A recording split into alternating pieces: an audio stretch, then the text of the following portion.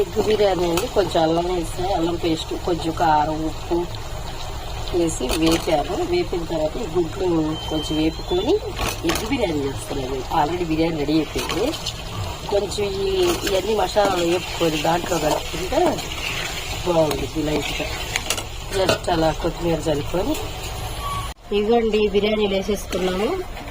Biryani ready అయిందని చెప్పే కదా. ఇద్దరు ఒక్కొక్క గుడ్డు రెడీ అయిపోయి వేసేసుకుంటే అద్దెగ్గు ఎగ్ బిర్యానీ అండి రెడీ అయిపోయింది. టేస్ట్ అది ఎలా ఉందో చూద్దాం. అదిగో చూసారా, అది బిర్యానీలో ఒక కాంబినేషన్ క్యాప్సికమ్, టమాటా, బంగాళదుంప, మిల్ మేకర్ వేసి కూర.